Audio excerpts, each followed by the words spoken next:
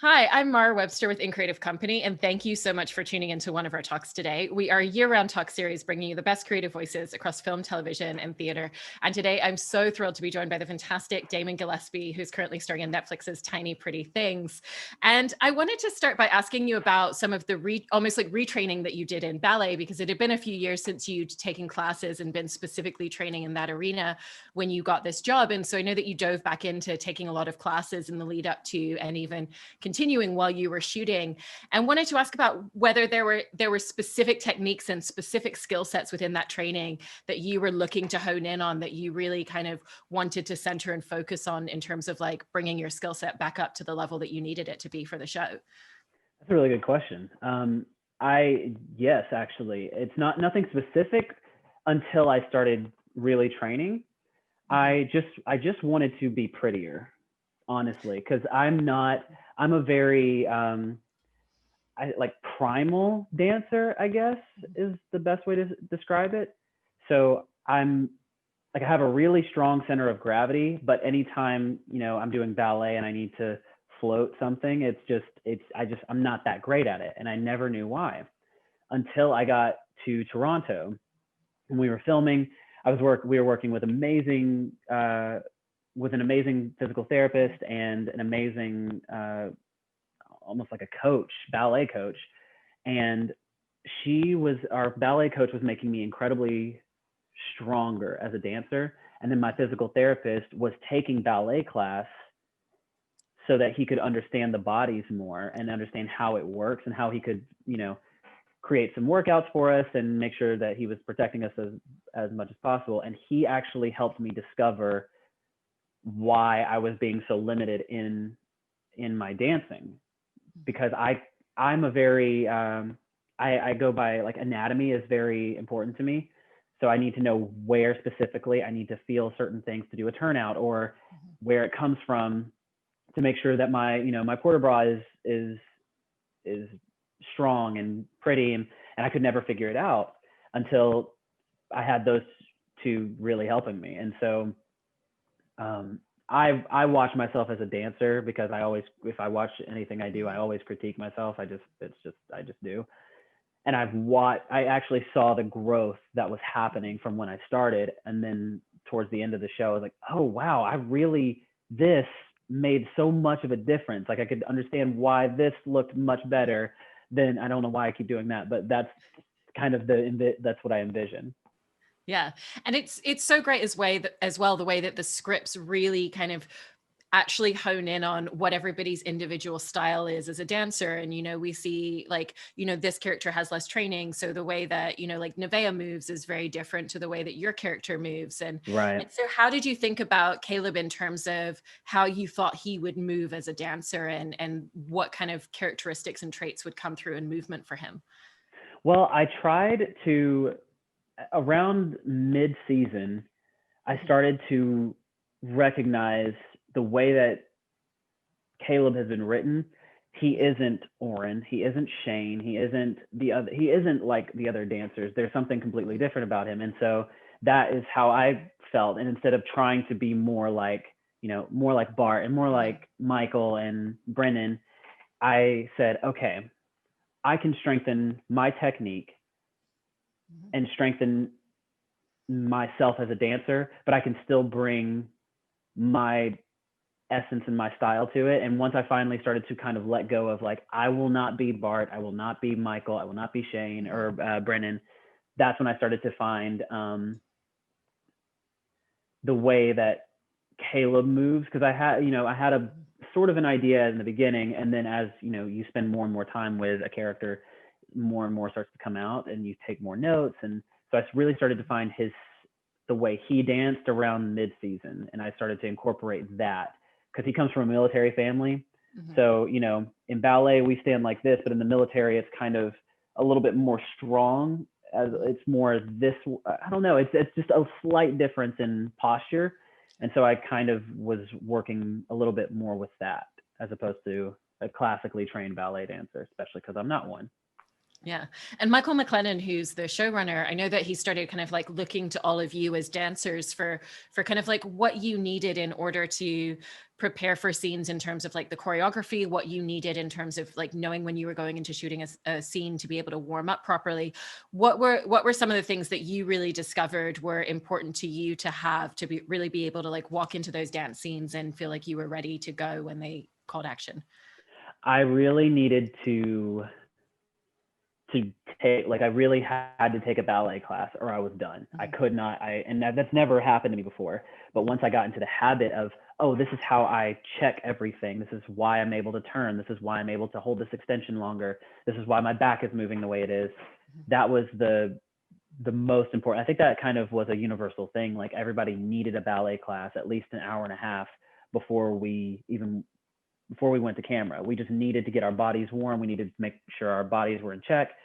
And I also really needed to, and this is just something that I've collected over the years, I have to do a hip hop warm up, because like that's like my heart and soul. That's where I kind of really started. So I always have to do like a 5-minute hip hop warm up, because it also, I have, because of dancing and sports and just being a wild kid, I have had a lot of injuries, especially in the like back shoulder area. And so one thing that really helped me was, and to loosen up my ribs and my back, was a hip hop warm up. We also did these things called LDOAs. It's an acronym. I don't know what it stands for, but our physical therapist would, it's spinal and hip or rotator decompression. I think that's what it is, essentially. And so I made sure to do those every time. Even before I started the ballet class, I was doing those, and then I would do the ballet class, or then that, and then go to camera. Yeah. And in terms of constructing out Caleb and thinking about who he was as a character, I wanted to ask about the two different dynamics that you crafted for him, because with all of these characters, you know, there's such a familial aspect between their relationships with each other and the way that they interact. But then that's incredibly different to the dynamic that we see once they're in the studio. You know, that's kind of their professional space, you know, where the competitive comes out that can't necessarily exist, you know, once they're bunkmates and they're sharing a room together. So how did you think about what those two different dynamics of Caleb would be that would kind of exist side by side, but also really cohesively? It's interesting. Caleb, from what I remember, wasn't really combative in the ballet room, which is weird, because everybody in the ballet studio, you know, it was like that was blood. That was where everyone was fighting, and that's where a lot of the drama kind of happened. And then you go outside of it, and you know, it kind of lingered outside of that. But if you notice, like, there's not a lot of drama in the studio with Caleb. And even when there was a hint of it, I think it was in episode 2 or 3. I think it's 2, because it's when June is like trying to become a better dancer and just not count so much, not be so rigid. There's a moment when they're doing their jumps and Caleb lands it, and then the teacher goes, "That uppercut was late." Caleb doesn't say a word. He just goes, walks off. So in the studio, it was, when you're in the military, or when you, at least from what I understand, you are always respectful to your elders, especially when you're working. And so I wanted to make sure that in the studio, it was instructor, student, no talking back, do your job and get out. It's kind of how I understand military people to work.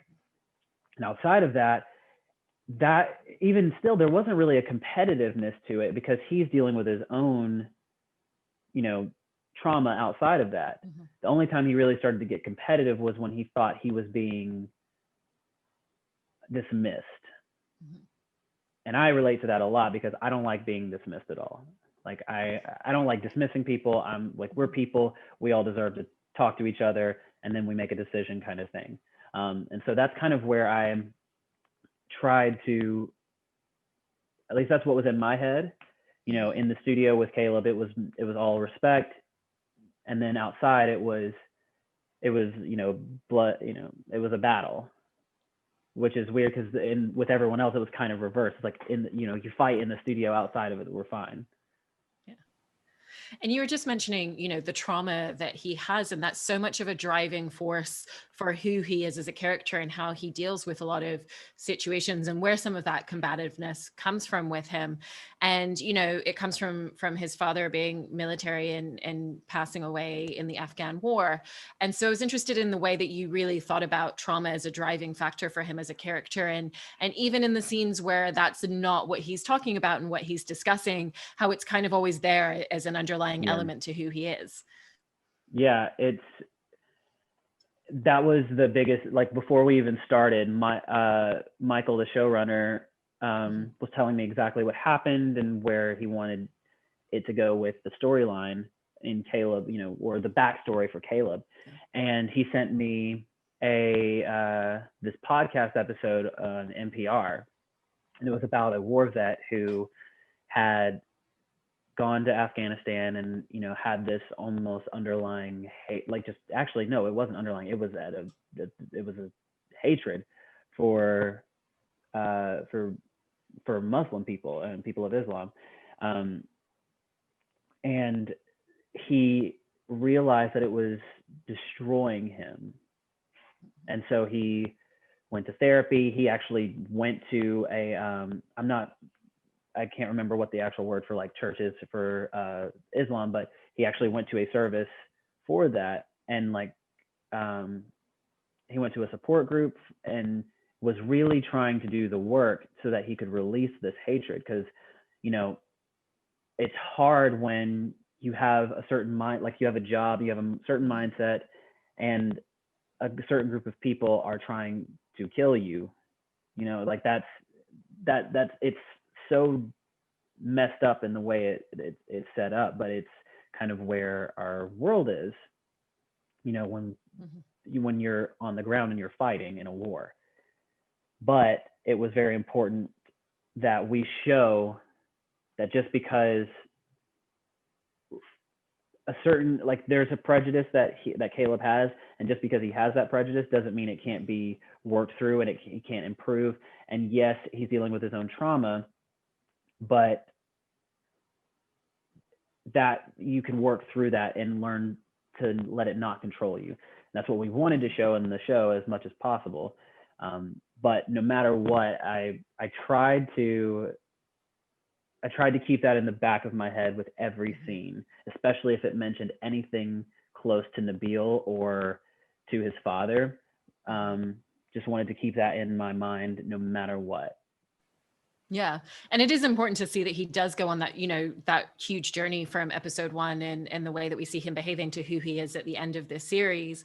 So what did that look like for your process in terms of mapping out how that was going to kind of gradually unfold and where he would be in that journey as he starts to kind of evolve his mindset and see the world differently? I think it goes back to dealing with some of my own trauma and issues that I've dealt with. And a lot of times we as Southern men, especially, when something traumatic and awful happens, we will repress it and repress it and repress it. And eventually it just starts to explode. And I know what that looks like. I've done it. I've seen it happen. And so I kind of had to reach into my own experiences and think about, okay, in this situation, how did I react? Okay, now this one is a little bit more fresh for Caleb. How would he react? How would have I reacted when I was going through that at this, like I kind of made a parallel of it. Like, okay, let's get our timelines together and see what happens with that. And then, it's TV. So like, let's amp it up just a little bit. So that's kind of where that comes from, but you don't want to ever, there's techniques and all this other stuff when you're doing acting, but when you're telling a good story, you don't want to give it all away right away. You just don't, because that you want to create the suspense. You want to keep people like leaning in and wanting to listen to more until you get to the punchline or the climax of the story or whatever happens. And so that's something once you have the arc, you kind of can set a timeline, and when you know what's going to happen at the end of the show or the season, you can kind of set the timeline for that. Yeah. Be like, oh, that's a little too far. Let's bring it back. Plus, we have a great creative team that's like, it's not that much, and they write it, so they really know. Like, let's bring it back. Let's try it a different way. So. Yeah. And in terms of a lot of the aspects that come into his personality and his characteristics from being Southern, I know that was a lot of that you brought to the table yourself, that Michael really encouraged you to bring aspects of your own life and your own experience into it. What were some of those specific traits and personality aspects that you were thinking of when you made that specific choice to make him Southern? The accent, but the thing about the accent is that because I used to have a very thick Southern accent. I mean, really thick. Yeah. And once I started getting into like acting and singing and learning how to properly sing or, use vowels, your accent kind of goes into this morphing thing where it comes in and out, especially when you aren't hanging around your family 24/7, you're hanging out with different friends. And so the thing about, because I love studying dialects too, the thing about accents is that it's such a hybrid now. Everyone's accent is. And so when a Southern boy who moves to Chicago, which I did, moves to Chicago and has spent a couple of years there, his accent just kind of comes in and out. And so I wanted to make sure that was a big thing for me, was that I didn't want him to sound dumb. I didn't want him to just be the most like, I got a can of backer in my lip and I got to go spit it out in 10 seconds. I don't want it to be stereotypical. I wanted it to have a little bit of nuance. And that was the big thing. The other thing was that I wanted to make sure that Caleb carried his center of gravity in his shoulders. One, because I really love my shoulders. The other thing is that a lot of when you feel like you're threatened or you have to protect yourself a lot, especially this is just something that I've noticed from guys in the South, they tend to kind of get closer together or puff out their chest just a little bit. So as much as he's a ballet dancer, he still has, like, most ballet dancers are here. And so I wanted to just turn his shoulders in just a little bit. So it made sure that it still was like, he's always protecting somebody, or he's always trying to protect himself. Yeah. But even with that protecting other people, like he's really staunch about loyalty. That's one of his kind of huge core values and beliefs and traits as well. How did that influence a lot of the choices that you made as you were developing his friendships and his relationships with a lot of the other students and thinking about what those interactions would look like? Just again, kind of always thinking back to like the immense loyalty that he would have for anyone that he considered family around him at the school. I think that's it right there. It's just, there's certain aspects of people that just drive them, and there's certain things that he will not tolerate or that we will not tolerate, and that's one of them is it disloyalty, I guess is the word. And so there's a moment in the show when he freaks out on the headmaster of the school, and most people haven't even shaded her in the wrong way. You know what I mean? Like, they've threatened her, and she's like, I will end you right now. And he screams at her. That right there is exactly how much loyalty is important to him. And I think that's one of the things that started to, now that I say, I think that's one of the things that started to release his hatred over Nabil. One, because, when Caleb started to have a seizure, Nabil was the one who called, and everyone was there for Caleb, and Nabil was making sure that, he got, there was a certain aspect of loyalty, even though Caleb had literally tried to kill him. And so with that, I think it's a show don't tell thing with him, and he sees that with Nabil. And so even though he may not like him, there's a respect aspect to it. And I think that's also why you don't see him and Oren as close as you see them in the beginning, is because Oren starts to break that loyalty, and without saying it, there's not a lot of interactions between Caleb and Nabil. And I think that may be why, is because he's, sleeping with Beth and, with Shane, and now he's with Nevaeh. So it was like, you're not being loyal right now. And that is a problem. Yeah. I also wanted to talk a little bit about Caleb's relationship that unfolds with Madame Dubois, because I thought it was really delicately handled in the show doesn't try to romanticize it and make it look like Right. something that isn't anything other than a power imbalance between the two. It really does a great job at addressing, the fact that this relationship shouldn't exist. And even though he very much thinks that he's in love, that she is taking advantage of him as a younger student. So how did the two of you work together to craft out what you wanted that dynamic to look like, with that in mind of how the show clearly kind of through the scripts wanted to portray it? I think it was a mixture of Lauren. It was more Lauren and Michael, because they're older than I am. They've seen those kind of power dynamics abused, so they have a lot more information about it than I do, especially. So I kind of I let them take the lead on what needed to be done. That being said, what I did learn and what I really respected was that that's exactly right. They didn't want to romanticize it. They wanted to sort of comment on it, but not like throw it in people's faces, I guess. At least that's how it appeared to me. And they also wanted to show that it wasn't about gender, it was about power. And that oftentimes men won't talk about it, and that it needs to be addressed, it was a wonderful way that they had written it and made sure that it was like, at the end, when she actually like ends it with him, she acknowledges what she did to him, which is really important.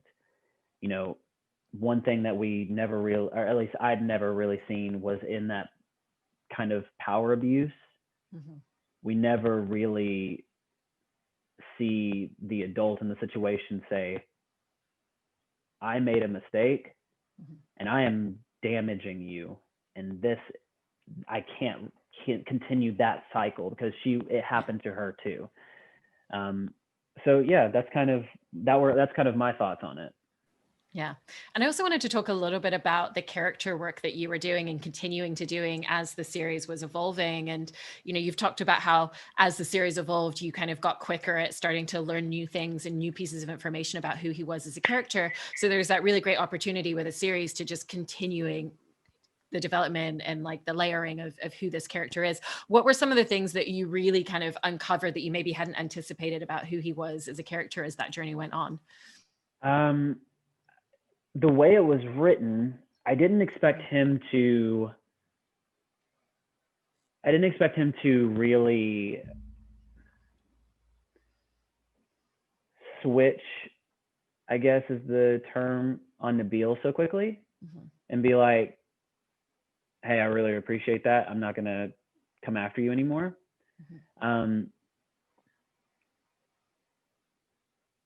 I also started to realize exactly what was triggering for him, because I didn't really know in the beginning, and I don't think the audience knew either. But as we go throughout the season, you start to see what is it that will really make him switch. And it's being ignored and disloyalty. I also realized as I was going along that, because I built like a playlist for Caleb, and it started to grow as the season went on, obviously. And I started to realize that just because he's Southern doesn't mean he just listens to country music, because I didn't just listen to that growing up. So I wanted to make sure that I found songs that represented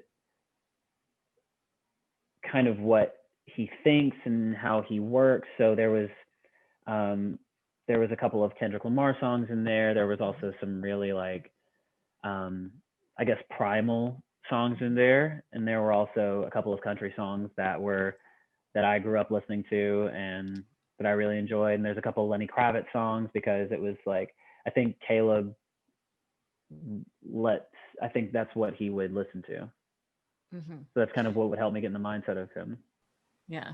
Is creating a playlist and thinking about the musical taste and using that as a tool to get into the internal side of your character something that you do frequently when you're developing characters, or was it specific to Caleb?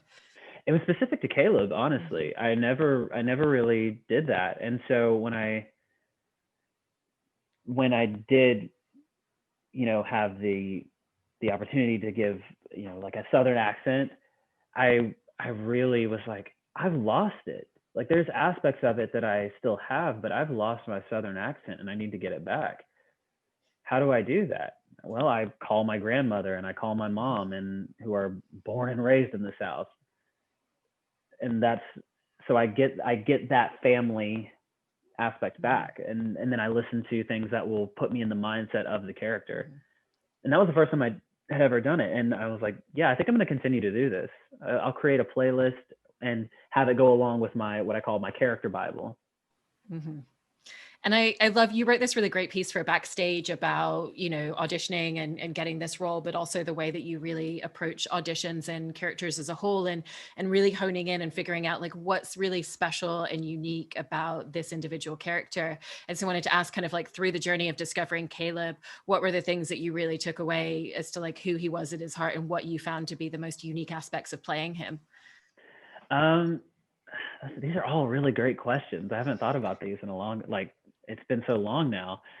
So my teachers gave us song dossiers, and what we would do is we would go through every single thing about this character. And so I tried to figure out, and it's difficult when you don't have a lot to work with in the beginning. And then you start, the character starts to come alive a little bit more, and then you can really start to hone in on it.